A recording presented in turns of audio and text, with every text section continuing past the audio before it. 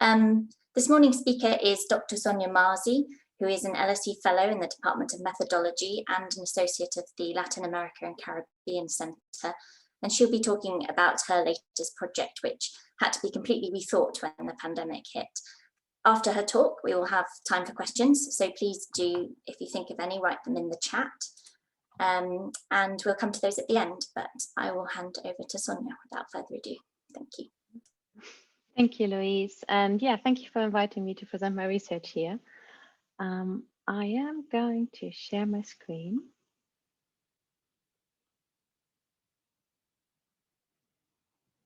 So I hope you can all see that. Yes. Perfect. Okay, so what I'm going to present today is a little bit of how I adapted my last research project, which is called Reinventada, the realities of women in Medellin during the pandemic, which has been adapted quite abruptly when the pandemic hit. But just shortly because I do assume that many people don't actually know me. So on my research, like Louise said, I'm a fellow in the Department of Methodology, and I'm teaching in the Department of International Development. And my research all takes place in Colombia. And I started doing research with young people about their aspirations in social spatial mobility in Colombia and Cartagena almost 10 years ago now. From there, I actually shifted to Medellin, where I'm working with women and their right to the city. So I'm very much interested on women's use of the city in relation to their placemaking strategies, mobility, and fear of crime. And this is what I'm doing right now and what I did before the pandemic already, which had to be halted, and what actually was also the related research we wanted to do the initial participatory video project for. So when the pandemic hit, I had to adapt this a little bit, and I'm going to talk a little bit more about it. And this is how I actually shifted to new topics, which had to do with how women are actually managing the pandemic and talking about their everyday lives during the pandemics, challenges and opportunities they experience.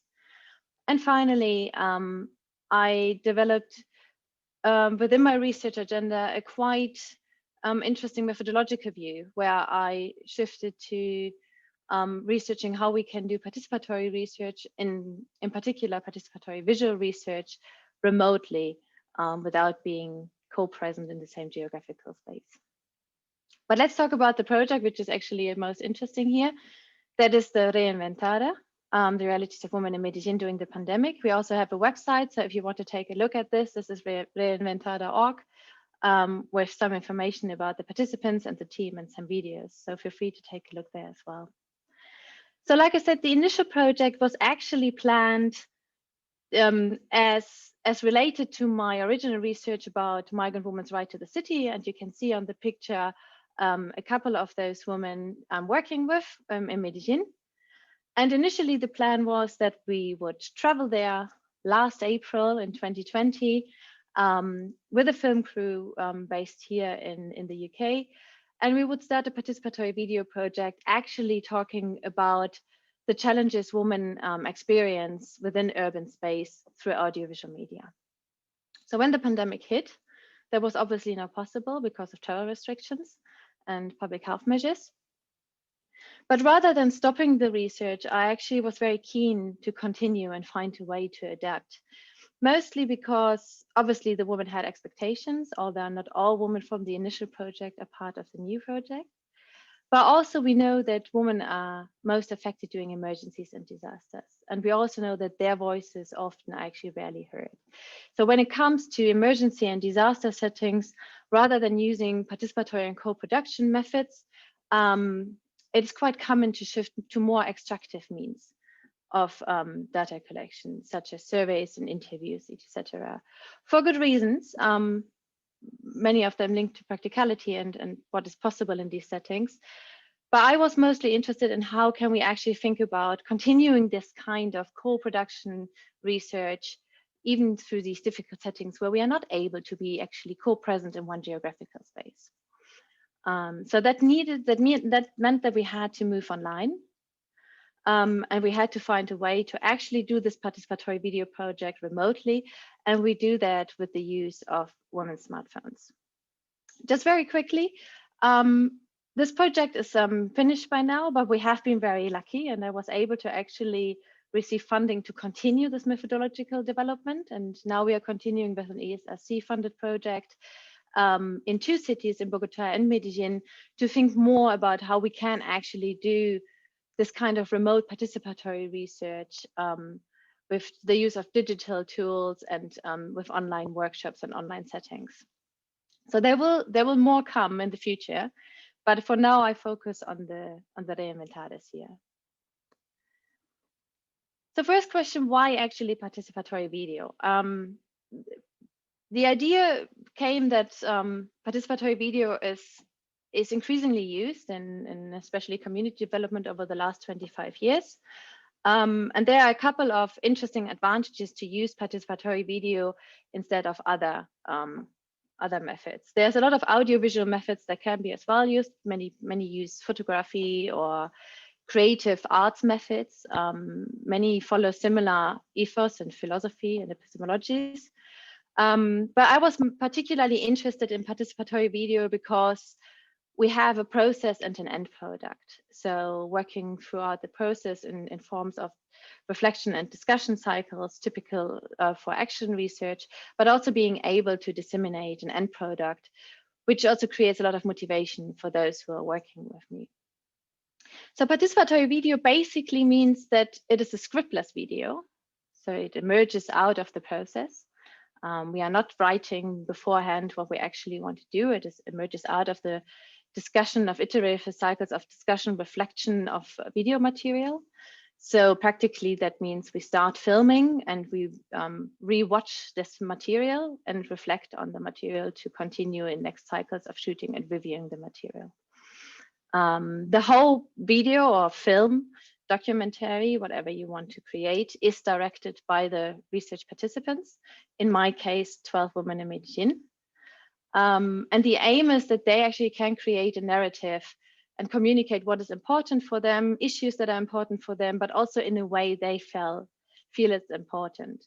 So in my case, we are talking about a documentary, but there are many different forms of how participatory video can be used. So it doesn't need to be a documentary. It could also be a form of drama or different artistic ways of expressing what participants feel is important to express. So the important things here is, however, that we think in terms of process and end product. For research purposes, usually the process is more important, but also in terms of capacity building, and the aim why we're doing participatory video has a lot of reflective aims. So we usually focus more on the process than on the product, but obviously trying to create some form of end product has loads of advantages for dissemination purposes later on. So doing this work remotely then creates a couple of challenges. Like I said, traditionally, participatory video depends heavily on the co-presence of researcher and participants in one geographical space. We might actually talk about researcher, practitioner, and participants in one geographical space, because in my case, I don't have the filmmaking knowledge to do such a project necessarily on my own. Why geographically in one space? But basically, there's a lot of relationship building, socializing, mentoring, and facilitation going on to make these reflective cycles possible.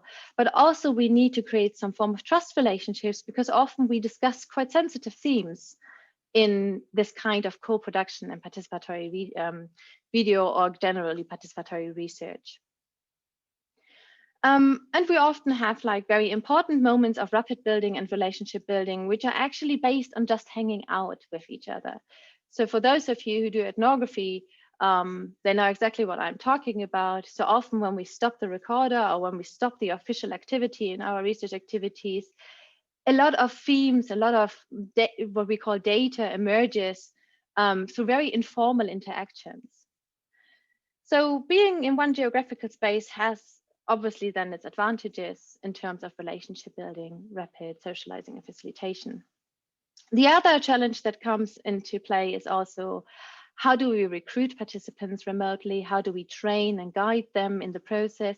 And how do we edit actually a film at the end, which is usually done in one room in front of one screen? So one of the important aims with doing something like participatory video is skills development and capacity building. So these are quite important things then where we have to think about, okay, how do we actually create skills and capacities that are also valuable beyond the project when we talk of forms of participatory impact? How do we build those then when we are remotely and not in one geographical place? And finally, there are a lot of challenges in terms of challenging traditional power relations in the research process. So co-production and participatory research is very much linked to, we try to flatten power hierarchies as much as possible in our research processes. I also perceive myself as a feminist researcher, so this is a constant theme in my research. I try to equalize power relations as much as possible, but obviously we also have to be reflective of this, working within the academy, and also doing these kinds of research where we often have also academic and funder requirements. This is only to a certain extent possible, but the aim is still to increase equal power relationships as much as possible. So these are all the challenges I present you here, like which I had to deal with at the beginning when I had to adapt to this whole remote environment. So what did we do? So first of all, this is a collaborative work. While I'm presenting that here myself, it's a complete collaborative endeavor.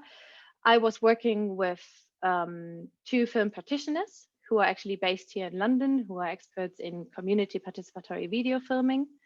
I was very lucky that we had an Colombian award winning filmmaker with us in our team, who is also a lecturer at a Mexican university. And I'm working for quite a long time now with an independent Colombian researcher in Medellin through all my research. So this is the research team, but most importantly, we were able to recruit 12 women in 3 different comunas in Medellin. Comunas is kind of city areas. I give you here a map of Medellin, which shows you there are 16 different ones, and we have been working in Comuna 1, 3, and 13. I also have the map of Bogota next to it, mostly because, like I said, we are now continuing as well in Bogota. And for those who are interested in Bogota, we work now in Ciudad Bolívar, additionally to the comunas in Medellin. So the majority of women own their own smartphones, which was one of the main tools we aim to use, right? So the idea is that rather than going with our equipment to Medellin, we ask women to use their smartphones for filming. So they use their smartphones for the filming activities, but also to join online workshops. And we had a WhatsApp group, which was our main communication tool. Those women who didn't have a smartphone were actually able to work in teams together.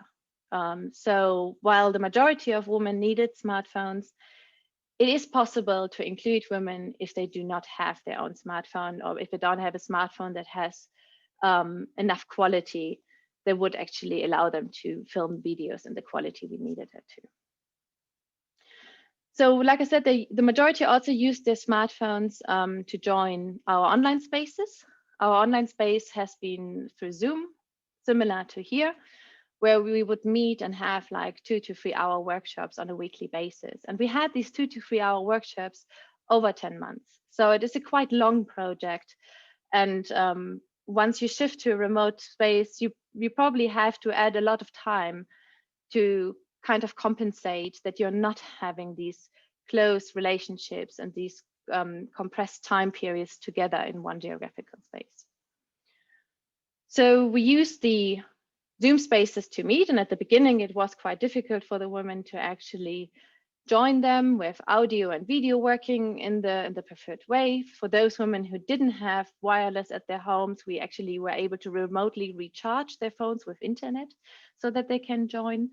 But after a couple of weeks, they become very proficient, and this is actually one of those advantages doing it remotely, because those skills, working with their smartphones to join online meetings, to send data, to film videos, these are actually skills that are pretty valuable for them beyond the time frame of this project, especially now where we probably will stay at least partly in an online world.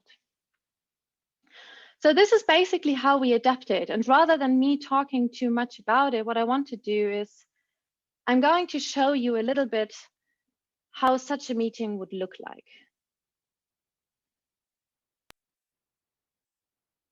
So this is one of the meetings where we would do some film training, film skills training, and we have also presented that in a conference. So we are lucky that we actually have subtitles here. Please do let me know if you can't hear or see it in the right way. It's this. Can everyone see me now? Ese es el aire. Te veo. That's good. Eso. Just a little bit. Not good. Bueno, no Also bueno. not good. Es como si fuera nanito. Also not good. Exactamente. That's good. Entonces fíjense que todas esas cosas se deciden cuando agarramos una cámara, dónde la colocamos, a qué distancia me ubico y cómo organizo todo lo que me aparece dentro del cuadro de la cámara. A eso se le llama como compongo, que le dicen los fotógrafos. Todo eso ustedes ya lo están haciendo. Muy importante lo que están explicando, pero mejor dicho, antes es que hemos hecho mucho. No. Estamos fuera de base. Muy bueno. Vamos a salir expertas en fotografía. Exacto. Muy bien. Pero mire que ya tenían unos conocimientos y habían hecho algunas cosas, sino que no sabían cómo se llamaban esos, como decía Mafe, esos acercamientos, esos espacios vacíos, ¿cierto? Mi rol radica en... So this is basically how we did film training online through Zoom workshops, like I said, on a weekly basis, 2 to 3 hours. This would be in relation to rewatching filmed material, and then we would actually analyze the filmed material either through a technical lens or through a content lens.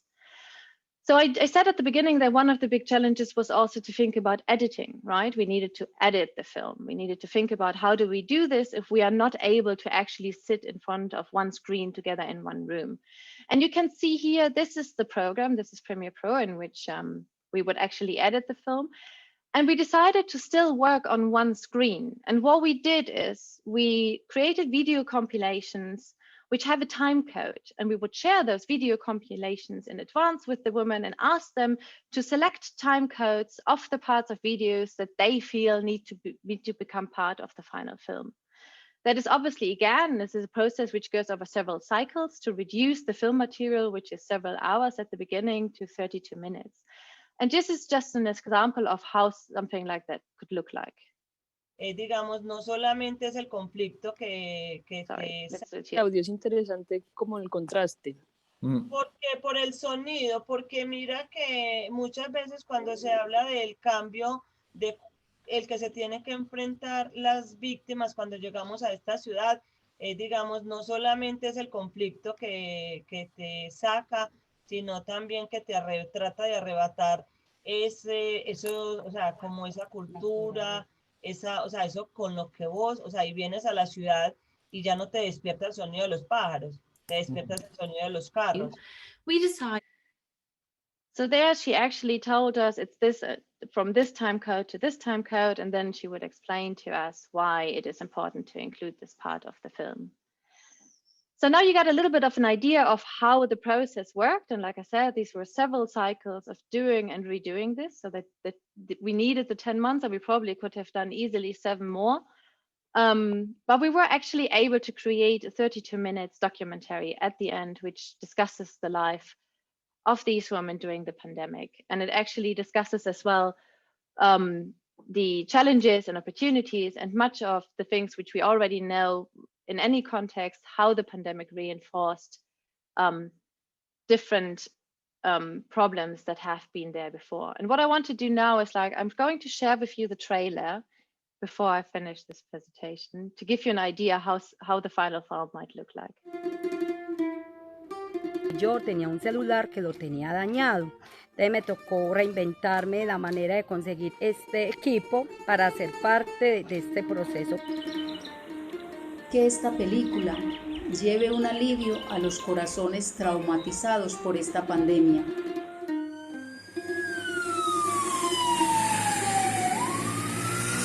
El gremio de la música totalmente desempleado, entonces esto afecta también a la familia extensa.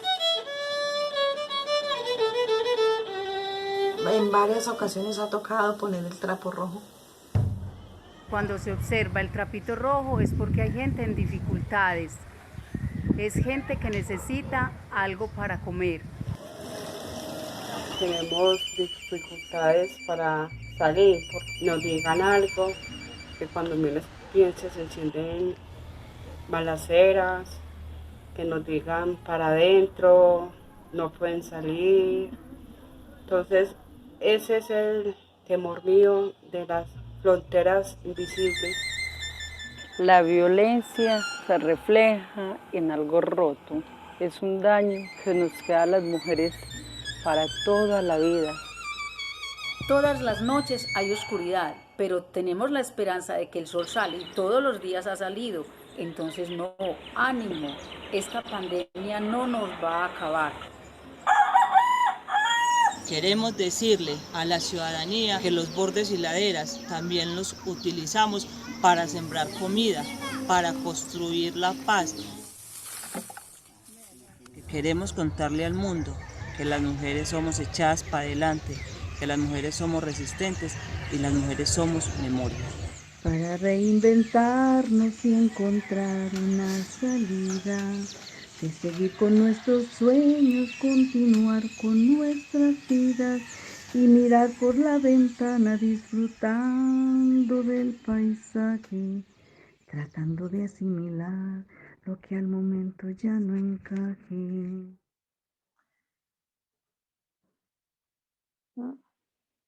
So, Thank you, Sonja. That was really interesting. And just, I mean, while other people think of questions, please do type them in the chat if you have any. I have one for you, which is what most surprised you from what came back from the women's videos, if anything? I found it very interesting that, so first of all, that this whole theme of reinventing themselves has actually been developed completely by them. And this focus on the positive and this constant resilience and optimism that it will become better. I found not necessarily surprising, maybe I admire it. I think we can learn a lot from that.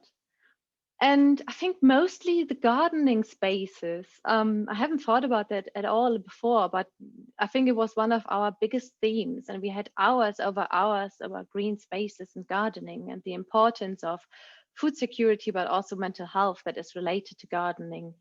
Yeah, I found that extremely important, but also surprising because I didn't have that in my radar before.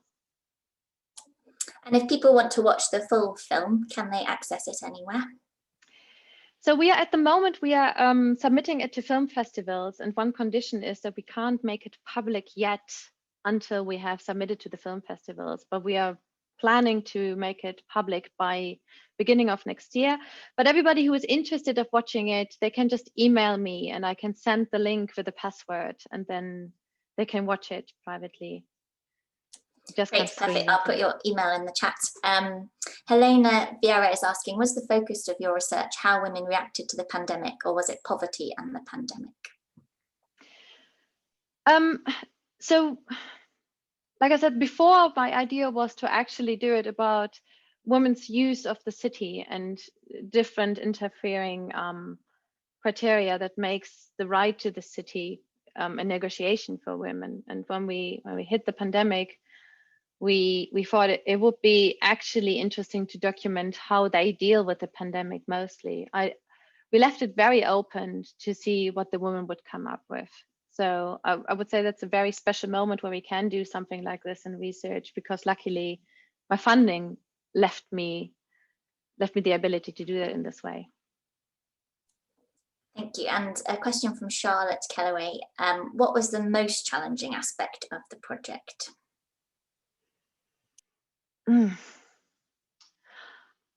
I think the short answer is time, and the long answer is that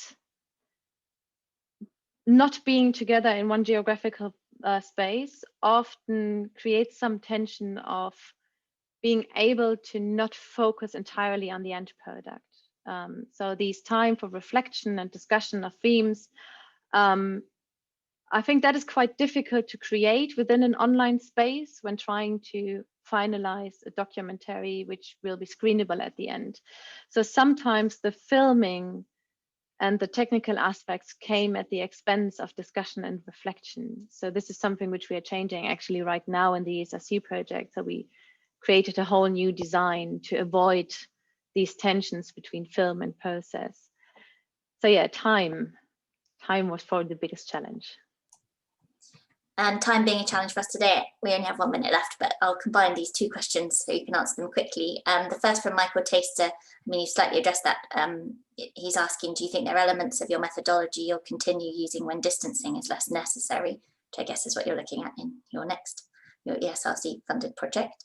And Olivia Broom's asking whether the use of red flags outside houses, was that a pandemic specific symbol or did it exist before? I'm going first into the red flags. The red flags has actually been developed in Bogota, and it has been shown in the media. It's where people are actually starving, and it's a community. As far as I know, it's a community action developed in Bogota, and because it was in the news in Medellin, they adopted it, and people who were starving were then putting some sort of red flag outside. And this created actually a lot of mutual aid between the communities. So they had like tables with food then and exchange tables. The methodological point is actually a really important point. So I do think we in general need to think more about remote work, and the pandemic triggered probably a little bit or pushed us to think more about it. There's a certain, so like I said, I'm a feminist researcher, and when we think about power and power hierarchies, the moment we go into these contexts, we already create a form of power hierarchy, right? Me, the white Western researcher, goes into Medellin poorer communities and does research there. So there's a lot we can see wrong with this picture, and especially when we think about decolonization of research and so on. So there's a lot of potential. We need to think about how we can actually apply remote methods more and how we can rely maybe more on collaborative relationships. That doesn't mean it needs to be digital or anything, but I think the collaborative aspect is something we have to become more creative and push more for in the future. So at the moment, we are continuing to create this methodology, especially for research, more than with a focus on the end product. And we hope that we can actually hopefully contribute to a little bit of the shifting the landscape of participatory research, where we rely more on collaboration. And there's one more question, if you have a minute, just to stay on, which is follows on from that, talking about the use of digital equipment and the knowledge. How do you see this kind of project being able to be extended into spaces other than the urban? Yeah, that is a good and difficult question. I'm actually working with Elisabeth Rasch in Wageningen University. So she works in rural communities in Guatemala, and for her, this is not an option. So they don't have internet there. They don't have the smartphones to do this kind of research. I don't think that completely excludes working with digital methods. I do think that means we really need to think harder how again we can work maybe with collaborations, and then digital methods could be maybe only the first step of it, while the collaboration could work in person. I mean, there are different ways of how we can think about it. I do think digital methods have a great future in front of us, and we do need to think more creatively of how to use these.